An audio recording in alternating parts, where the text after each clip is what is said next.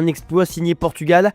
Comme le rapporte Ojogo, la Seleção s'est imposée 2-1 face à l'Allemagne à l'Allianz Arena, décrochant son ticket pour la finale de la Ligue des Nations. Menés après un but de Wirtz, les hommes de Roberto Martinez ont trouvé les ressources pour réagir dans le dernier quart d'heure grâce à Francisco Conceição, puis Cristiano Ronaldo, servi par Nuno Mendes. Le sélectionneur portugais, pourtant critiqué pour un 11 de départ audacieux, a vu ses choix payants. Les entrées de Vitinha et Conceição ont totalement changé le cours du match. Malgré une météo chaotique avec de la grêle sur la pelouse munichoise, le Portugal signe une victoire historique et affrontera l'Espagne ou la France en finale. Tout avait pourtant bien commencé à Munich, souligne le journal Abeilzeitung. Ambiance de fête, 100e sélection pour Joshua Kimmich et ouverture du score de Florian Wirtz, mais la suite fut cauchemardesque.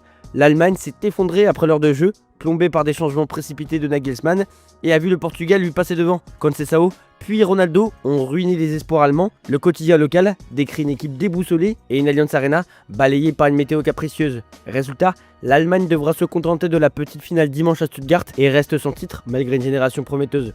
Selon Ojogo, le FC Porto a trouvé un accord avec Al Ahly pour recruter Gabri Veiga. Montant de l'opération, 15 millions d'euros plus 4 millions d'euros de bonus pour un contrat jusqu'en 2030, assorti d'une clause libératoire de 65 millions d'euros. L'Espagnol de 22 ans, ancien grand espoir du Celta Vigo, a accepté une baisse de salaire pour rejoindre les Dragons, séduit par le projet sportif. Le club portugais a dû accélérer la manœuvre avant les congés officiels en Arabie Saoudite. Tout ça dans le but d'enregistrer Veiga dans la liste pour la Coupe du Monde des clubs. Il est attendu ce jeudi à Porto pour la visite médicale. C'est une affiche de gala qui se joue ce soir à Stuttgart. L'Espagne et la France s'affrontent en demi-finale de la Ligue des Nations dans un choc aux allures de finale avant l'heure. L'équipe titre Caramba encore eux, soulignant le poids de cette rivalité historique. Malgré leur statut de vice-champion du monde, les Bleus abordent ce sommet en outsider face à une Aurora auréolée de son titre européen. Mais Didier Deschamps prend des risques, il opte pour un 4-2-3-1 résolument offensif avec Doué à gauche, Dembélé à droite, Mbappé en pointe et Olise en meneur de jeu. Une compo ambitieuse pour un moment charnière. Au-delà de l'enjeu sportif, Ojogo, As, Bild et le Parisien s'accordent. Ce match pourrait être décisif dans la course au Ballon d'Or 2025.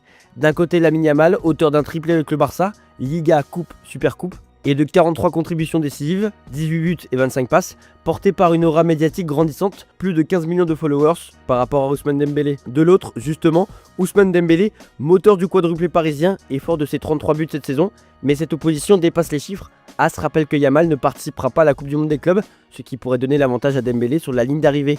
Une analyse partagée par Bild, pour qui ce duel direct en demi-finale d'une compétition majeure pèsera lourd auprès du jury international de 100 journalistes.